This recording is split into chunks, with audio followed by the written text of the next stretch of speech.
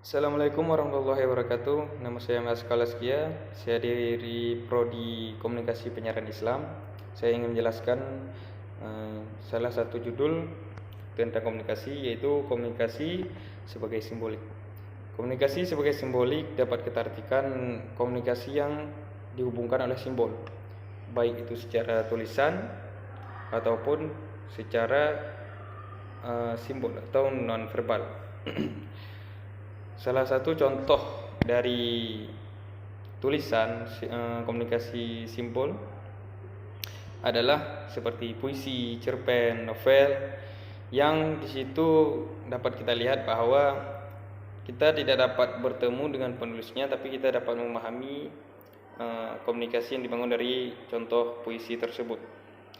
Dan juga dari komunikasi yang non verbalnya, seperti contoh ketika kita menggelengkan kepala atau menganggukkan kepala, dan juga ketika kita melambaikan tangan, itu artinya ada artinya. Ketika menggelengkan kepala berarti kita berkata tidak, walaupun kita tidak berbicara, tapi orang itu pasti tahu, oh ini berarti dia berkata tidak. Dan ketika kita melambaikan tangan artinya dia memanggil kita. Dan juga saya akan menjelaskan tentang komunikasi sebagai transaksional. Komunikasi transaksional ini adalah komunikasi yang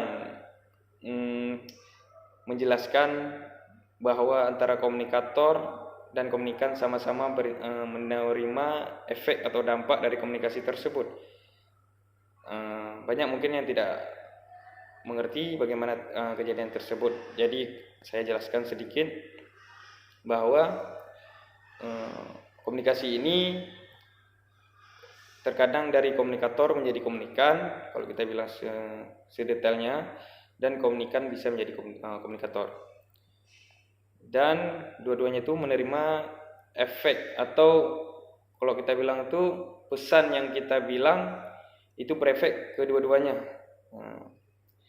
Contohnya seperti kita berbelanja, atau contoh lain ketika kita pergi ke barbershop, pangkas rambut, contoh ya,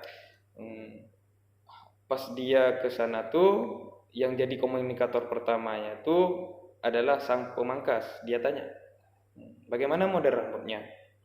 Terus efeknya ke komunikan ini, si pelanggan. Jadi si pelanggan ini bilang model rambutnya model apalah gitu contohnya. Habis itu si yang komunikan tadi, pelanggan tadi itu bisa menjadi komunikator.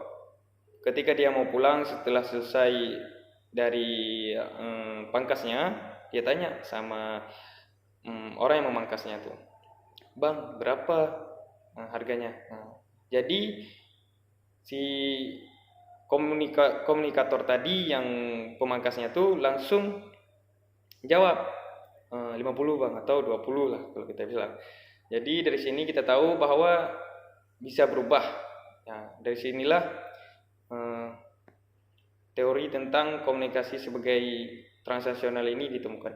Dan itu dikembangkan oleh Hans Berg pada tahun 1970, dikembangkan oleh beliau. Baik, terima kasih. Mungkin hanya segitu dari saya yang dapat saya jelaskan, walaupun mungkin kurang sedikit. Mohon maaf apabila perkataan saya berbelit-belit, karena mungkin saya tidak terlalu lancar. Baik, terima kasih. Assalamualaikum warahmatullahi wabarakatuh.